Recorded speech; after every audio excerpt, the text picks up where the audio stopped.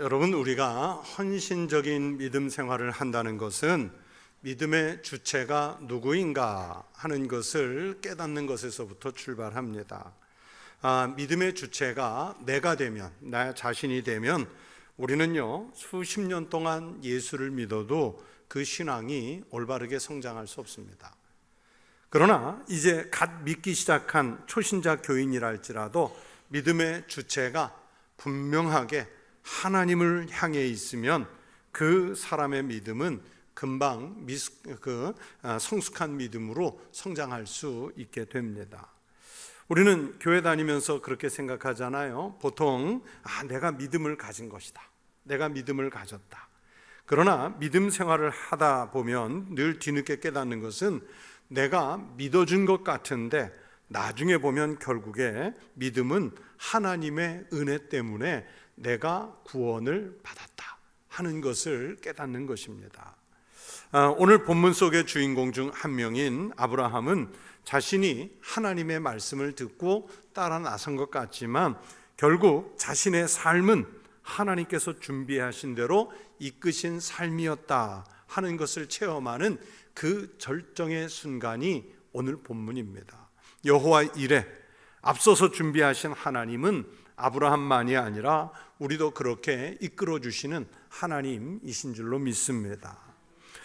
여러분, 믿음은 내가 교회에 나오면서부터 가진 것 같으나 결국에는 모든 것의 주체가 하나님이시라는 것을 성경은 일러줍니다. 믿음의 주체가 하나님이신 것을 인정하게 되면 우리는요, 하나님이 원하시는 모든 것을 하나님을 위해서 바칠 수 있게 됩니다. 그렇게 준비가 돼요.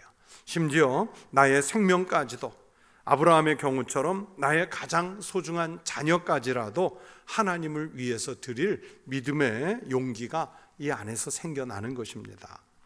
바로 오늘 본문 말씀이 하나님께서 모든 믿음의 주체시요 주관자이심을 적극적으로 알려주시는 말씀입니다. 오늘 본문을 살펴보기 전에 먼저 이스라엘의 제사, 고대의 제사, 이걸 생각하면 여러분, 이스라엘의 고대 제사에는 반드시 필요한 세 가지의 구성 요소가 있었습니다. 첫 번째는 번제할 장소입니다. 이는 제단이 있는 장소를 말하겠죠. 하나님께 제사를 드릴 때는요, 미리 준비된 깨끗하고 성결한 제단이 갖추어져 있어야 합니다. 아무 곳에서나 드리는 제사를 하나님께 어떻게 드릴 수 있겠습니까? 두 번째는 번제할 나무와 불입니다. 이것은 제단 위에 놓인 제물을 태우는 역할을 합니다. 나무가 없이는 불을 붙일 수 없고 불이 없는 나무 또한 스스로 타오르지 않습니다. 그래서 제사에서 나무와 불과 나무는 매우 중요한 요소입니다. 그래서 제사를 드리러 갈 때는 오늘날과 같이 불이 아무데나 있는 것이 아니기 때문에 집을 출발할 때부터 미리 나무를 준비하고 또 불을 횃불처럼 만들어 이동할 때 가지고 가는 그런 길이었습니다. 끝으로 세 번째, 번제할 때는 제물이 꼭 필요하겠죠.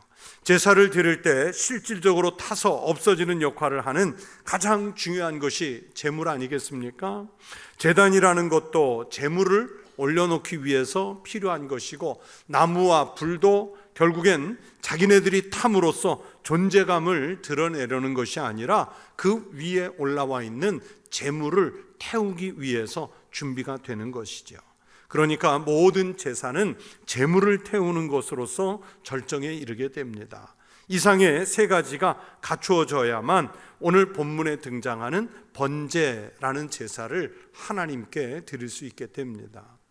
다시 본문으로 돌아가 보겠습니다. 하루는 하나님께서 아브라함을 시험하기 위해서 부르시죠. 그런데 그 시험의 내용이 얼마나 황당한 내용입니까? 우리가 잘 아는 대로 아브라함이 100세에 얻은 아들, 그러면서 하나님의 유업을 이을 적자라고 인정해 준 아들, 가문의 희망인 아들, 그 이삭을 제물로 잡아서 번제를 드리라는 거예요.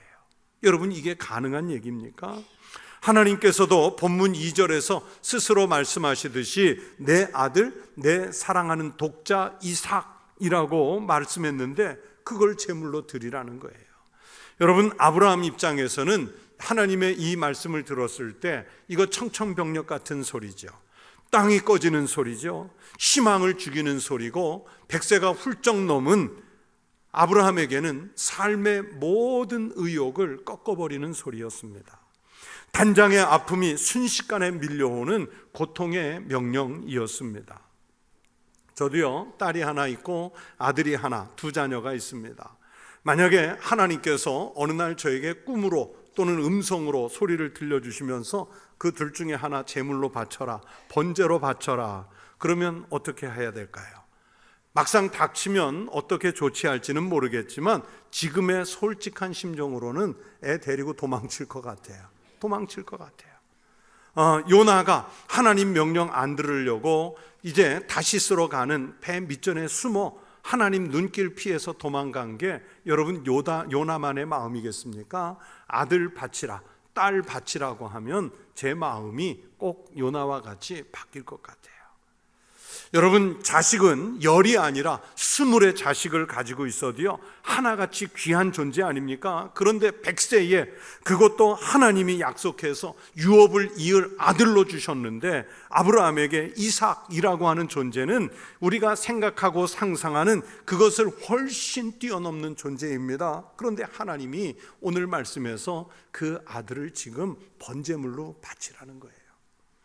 아브라함은 번민과 고통의 밤을 보내고 드디어 결심을 하고는 제사 준비를 해서 먼 길을 떠나지요. 말씀 속에 보면 브엘세바에서부터 남쪽 네게브 사막 아래에 있는 도시입니다. 거기에서부터 사흘길을 걸어서 모리아산, 오늘날의 예루살렘이에요. 거기에 도착해요. 여러분, 모리아산은 하나님께서 이스라엘 사람들에게 지시하신 제단이고 나중에 솔로몬이 성전터로 삼는 그 땅이거든요. 지금이야 자동차로 브엘세바에서부터 예루살렘 모리아산까지 1시간 반이나 2시간 정도 걸리지만 아브라함은 사흘길을 걸었다 그랬어요.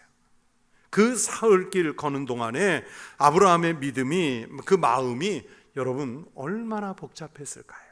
후회하기도 하고, 하나님께서 바치시라니까 그래 바쳐보자 하면서 마음을 다잡기도 하고, 그 심령이 오르락 내리락 하는 마음이었어요.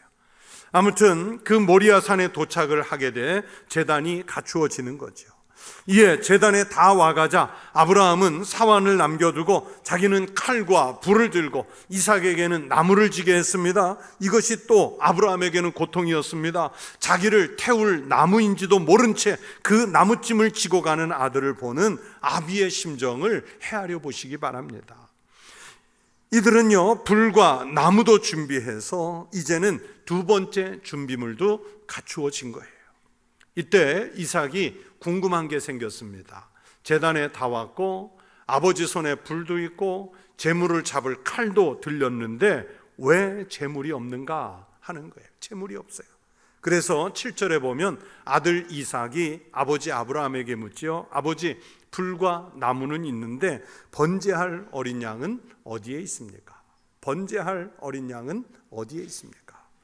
이 질문이 아브라함에게는 최악의 고통이며 살을 찢어내는 아픈 질문이었습니다. 아들 이삭은 영문도 모르고 하는 질문이지만 자기는 재물이 지금 어떤 것이라는 것을 알고 있기 때문에 그 아버지의 심정은 말로 다 표현할 수가 없었을 겁니다. 마침내 제물을 드릴 시간이 오자 그때서야 비로소 이삭은 오늘 드려지는 이 제사의 비밀을 이제 아는 거예요.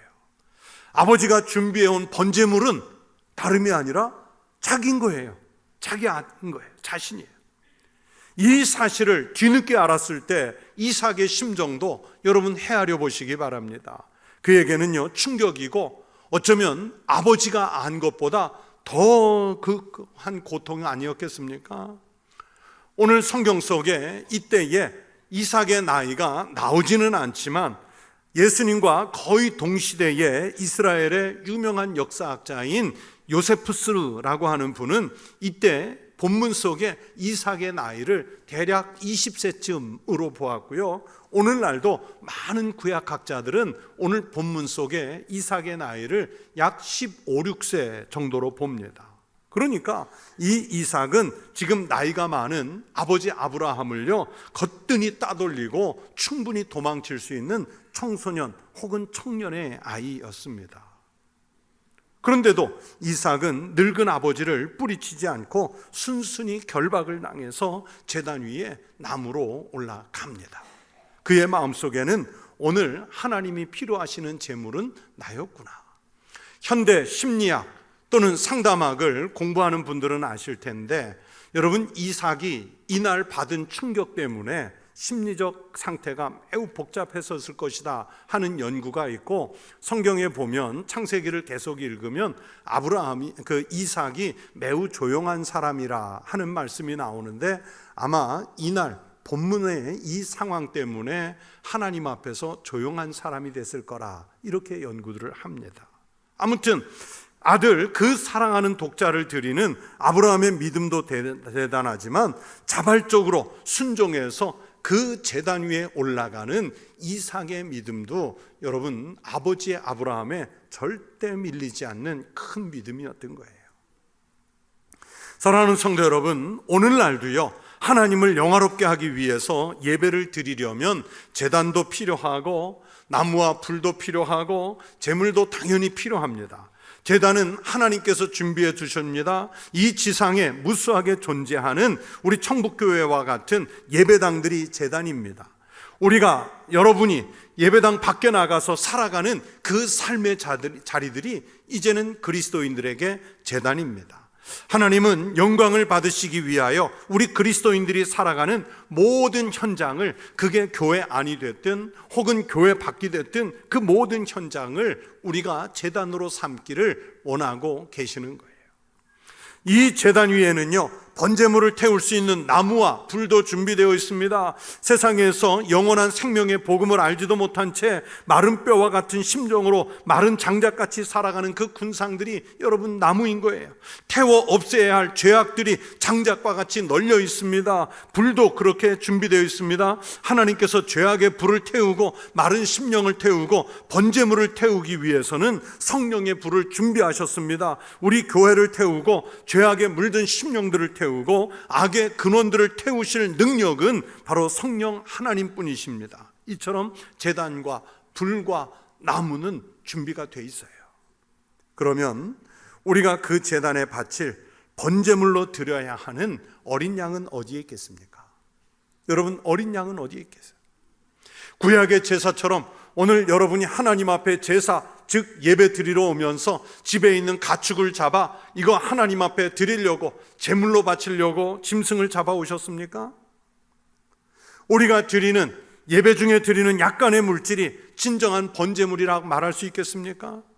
내가 교회에서 작은 직분 몇 개 맡아가지고 여기저기 쓰고 하며 일한다고 해서 여러분, 그게 하나님 앞에 온전히 생명까지 바쳐진 온전한 번제물이라고 말할 수 있겠습니까?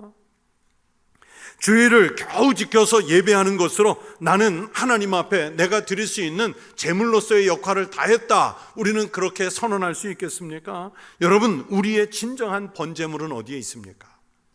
무엇이 우리의 번제물이며 누가 우리의 번제물입니까? 마태복음 16장 24절에서 예수님은 무엇이 번제물인지 우리에게 답을 주십니다. 누구든지 나를 따라오려거든 자기를 부인하고 자기 십자가를 지고 나를 따를 것이니라. 여러분, 이 말씀에서 예수님은 우리가 드릴 수 있는 제물은 나 자신, 다른 사람이 아닌 나 자신이었다고 말씀하시죠. 여러분, 내가 제물이 되어야 한다는 예수님의 말씀이에요. 이사야서 6장에 보면 이런 장면이 있습니다. 우시야 왕이 죽던 해에 선지자 이사야가 거룩한 성전에 들어가서 자신의 죄를 탓하며 하나님 앞에 부르짖었습니다. 하나님은 그렇게 진심으로 회개하는 이사야를 죄를 사하여 주시고 이렇게 말씀하죠. 내가 누구를 보내며 누가 우리를 위하여 갈꼬. 세상을 향해서 나아갈 제물을 하나님께서 찾으시는 모습입니다. 이때에 이사야가 제물이 다른 사람이라 말하지 않고 자기가 제물이 되기를 자청합니다. 이 일에 적합한 다른 일을 추천하는 것이 아닙니다. 그때 내가 이르되 내가 여기 있나이다, 나를 보내소서. 하나님의 이 질문 속에는 이사야가 자신을 스스로 제물 드리기를 바라는 의도를 갖고 하신 말씀이고, 이사야는 하나님의 의도를 알아채고서는 주여 제가 제물입니다, 제가 제물 되겠습니다, 이렇게 약속하는 거예요. 스스로 제물이 되려는 모습은 예수님에게서 그 절정을 이룹니다. 예수님을 십자가에 못 박히도록 내려보내신 하나님의 마음은 아브라함의 고난과 고통의 것으로도 대변되지 않은 더욱 극심한 고통이었습니다. 예수님이 세상에 오신 것, 여러분, 하나님이 사람의 몸을 입고 오신 것 그 자체가 고통이고, 예수님이 공생에 살아가시는 그 삶 자체가 고통이고, 십자가에서 달려 죽으심은 그 고통의 절정 아니겠습니까? 그런 고통을 알면서도 예수님은 회피하신 것이 아니라 스스로 제물이 되는 길을 택하시는 거예요. 그래서 이런 고백을 하시죠. 내 아버지여, 만일 할만하시거든 이 잔을 내게서 지나가게 하옵소서. 그러나 나의 원대로 하지 마옵시고 아버지의 원대로 하옵소서. 예수님은 이 세상의 죄를 대신 지고 가시는 하나님의 어린 양으로서 제물의 길을 가는데 조금도 주저하지 않으시고 망설임이 없으셨어요. 그리고 그리스도를 따르는 그리스도인들이 세상을 향하여 하나님의 영광을 위하여 어떻게 제물이 되어야 하는지를 예수님께서 십자가에서 직접 우리에게 모범으로, 모델로 보여주시는 거예요.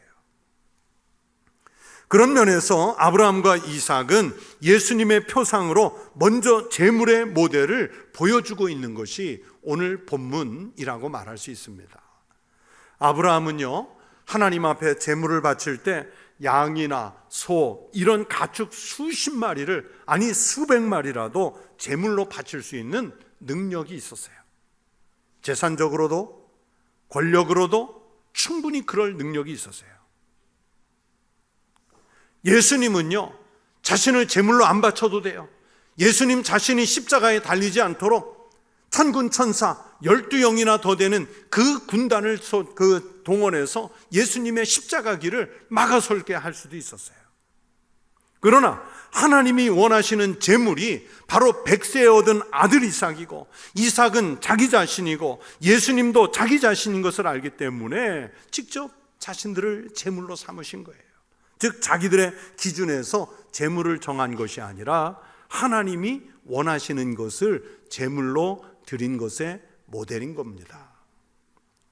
그런데 보세요, 우리는 하나님 앞에 제물을 드린다 말하면서도 하나님이 원하시는 것을 드리는 것이 아니라 자기가 원하는 것을 제물로 드려요. 그러면서 하나님 앞에 제물 드렸다고 그래요. 교회에서 자기가 좋아하는 것만 골라 하면서 그게 내가 교회에서 열심히 일한다 그러면서 그게 제물인 줄로 알아요. 가까운 선후배 목사님 대여섯 명이 모여서 이런저런 그 차담을 나누다가 제 1년 후배인 목사님이 자기가 교회에서 장로 투표를 하고 나서 1년 동안 얼마나 시달렸는지를 이야기하는 거예요. 그래서 사정 이야기를 정리하니까 이런 거더라고요. 자기 교회에 아주 젊은 안수 집사님 가정이 있는데 안수 집사 자체가 일찍 됐대요.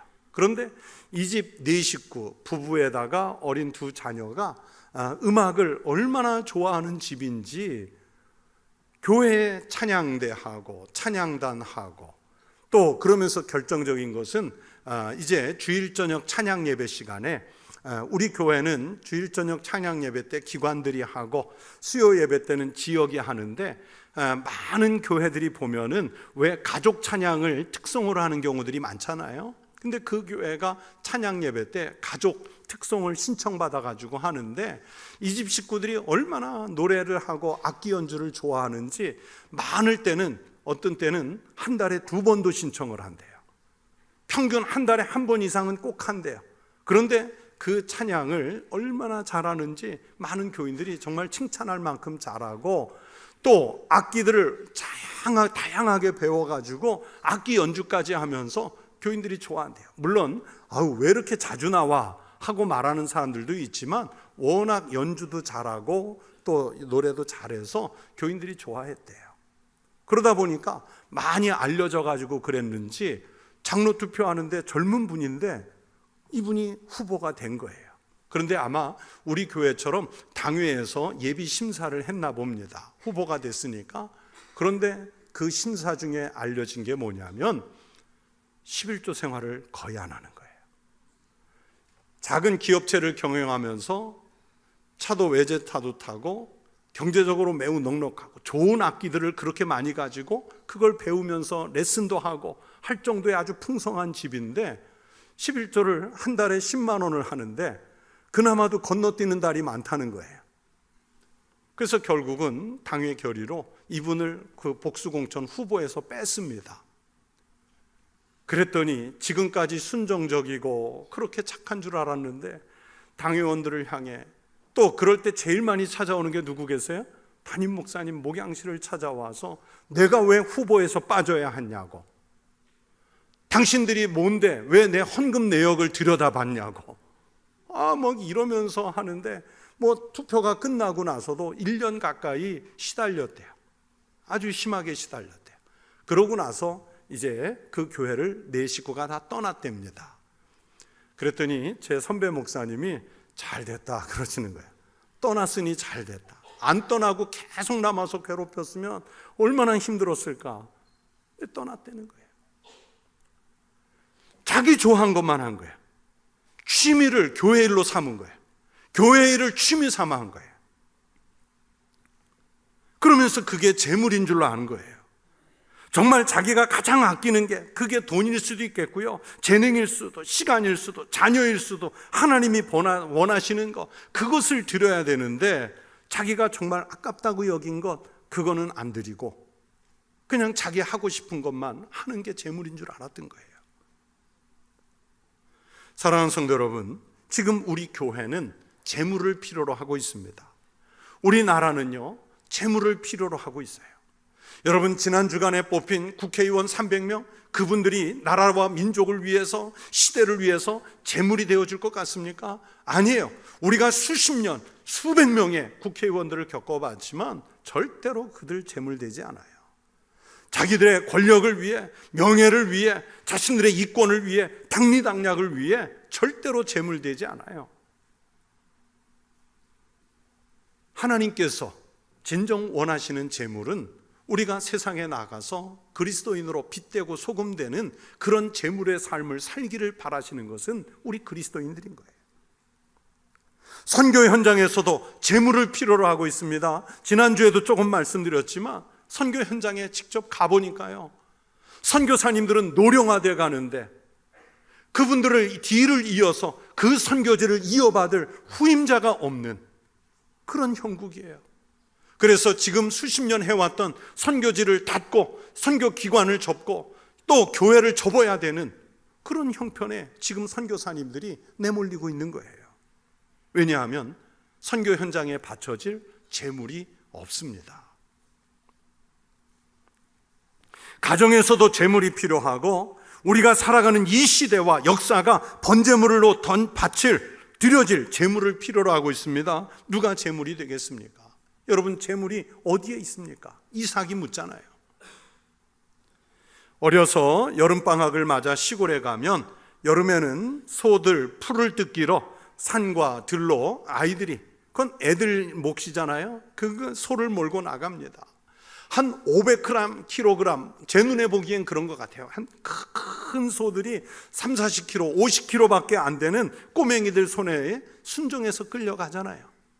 고삐를 잡은 채 아주 순순히 끌려가는 그 소는 열심히 주인을 섬기다가 결국에는 죽어서까지 사람을 위해서 봉사를 합니다. 그런 상징으로 인해서 이것은 성경에서도 최고의 재물이었어요. 삶에서 죽음에 이르도록 바쳐지는 재물이 좋은 재물입니다. 재물은 자기 의견이 없습니다. 죽기를 거부할 수도 없습니다. 오직 재물을 받으시는 분의 영광을 위해, 재물을 바치는 사람의 평안을 위해서 재물은 존재할 뿐입니다. 오늘 본문 속에 등장하는 이삭이 그 모델이고 예수님이 십자가에서 죽으심이 그런 재물의 형상을 절정으로 보여주고 있습니다. 여러분, 우리가 그래야 합니다. 우리 청복교회가 재물이고 또 우리가 하나님의 영광을 위한 재물이고 우리가 이웃을 위한 재물이 되어야 할 줄로 믿습니다. 제물을 바치라, 이것이 다소 일방적인 것 같고 다소 하나님이 무심한 것 같아도 결국에는 나를 위하는 길이지 않습니까? 우리가 하나님을 향하여 드릴 수 있는 것이 과연 얼마나 되겠습니까? 우리가 드리는 것은 정말로 미약한 것에 불과합니다. 하나님은요, 우리로 하여금 큰 것을 드리기를 기대하시는 것이 아니라 아들까지라도 바치겠다고 하는 아브라함의 각오, 제단에 스스로 올라가겠다고 하는 이삭의 각오, 그러면서 우리가 하나님의 영광을 위해 모든 것을 드리겠다고 하는 그 신앙의 각오를 제물로 원하시는 거예요.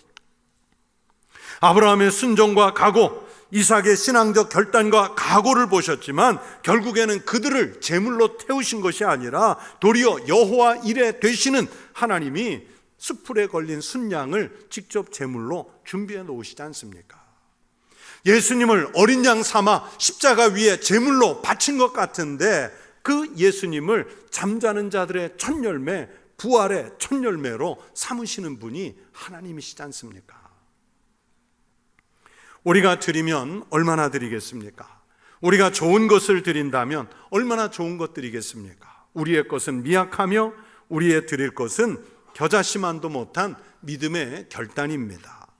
우리가 하나님을 향하여 제물이 되겠다는 헌신과 결단만 있으면 하나님은 여호와 이레 되셔서 우리를 위해 친히 제물을 준비하시는 하나님이신 줄로 믿습니다. 우리가 교회를 위한 제물, 그래서 세상을 위한 제물이 되어야 할 줄로 믿습니다. 그러면 예수님이 제물 되셔서 우리에게 구원의 기쁨을 허락해 주십니다. 이사야 53장 5절에 보면 하나님이 메시아를, 그리스도를 이 땅에 보내시는 목적을 말씀합니다. 그가 찔림은 우리의 허물 때문이요 그가 상함은 우리의 죄악 때문이라. 그가 징계를 받음으로 우리가 평화를 누리고 그가 채찍에 맞음으로 우리는 나음을 받았도다. 여러분, 이보다 더한 인류의 제물이 어디 있겠습니까? 예수님도 이 사실을 알고 계셨어요. 마가복음 10장 45절에서 예수님 자신이 그래서 말씀합니다. 인자가 온 것은 섬김을 받으려 함이 아니라 도리어 섬기려 하고 자기 목숨을 많은 사람의 대속물로 주려 함이니라. 예수님은 자신이 이 세상을 속량하시기 위해 번제물로 오셨다는 것을 이미 잘 알고 계셨습니다. 그래서 예수님은 우리 그리스도인들이 자기 십자가를 지고 제물이 되어야 한다는 것을 가르쳐 주신 것입니다. 그리스도인이 제물되지 않으면서 복음을 전한다, 그리스도인이 제물되지 않으면서 하나님의 영광을 위한다면 그것처럼 무의미하고 공허한 소리는 또 없을 것입니다. 번제물은요, 남김없이 몽땅 태우는 거예요. 오늘 본문 속에서 아브라함이 이삭을 제단 위에 올릴 때는 남기려고 한 게 아니에요. 아들을 몽땅 태우겠다는 각오였어요. 그래서 아브라함의 이삭 제사는 모든 것을 하나님을 위해 포기하겠다고 하는 상징입니다. 그러나 하나님은 그런 신앙의 결단을 보시고 있던 것은 아들은 지켜주시고 없던 것은 순양을 주셔서 더 채워주시는 축복의 하나님이신 것을 오늘 본문이 말씀하지 않습니까? 사랑하는 성도 여러분, 내가 제물이 되십시다. 우리 천국교회가 제물이 되십시다. 우리 가정이 제물이 되십시다. 찰스 팩스라는 목사님이 이런 말을 남겼습니다. 당신의 마음이 불붙기 전에는 남에게 불을 붙이지 마라. 아니, 내가 불타지 않는데 어떻게 옆으로 불을 날려주겠습니까? 남이 제물이 되기를 기대하기 전에 우리가 제물이 되어야 합니다. 그러면 하나님이 우리를 축복하셔서 영생의 복과 세상에서 승리하고 사는 은총을 충만하게 우리 교회와 성도들에게 허락하실 줄로 믿습니다.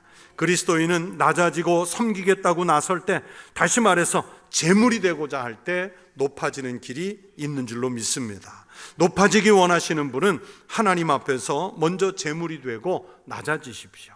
여러분, 오늘 하나님 앞에 나오며 여러분이 드릴 제물은 어디에 있습니까? 여러분은 주님께 진정으로 드릴 제물을 준비하고 오셨는지요? 기도하겠습니다. 하나님 아버지, 제물은 어디에 있습니까? 물었던 아들 이삭의 질문이 바로 자신이 제물임을 알게 됐음에도 제단 위에 불태워 사라지기 위해 올라갔던 그 믿음처럼 하나님, 우리도 하나님께서 제물을 찾으실 때 내가 제물이 되게 하시고 우리 청북교회가 제물이 되게 하시고 우리 가정이 제물이 되어 세상의 빛으로 소금으로 우리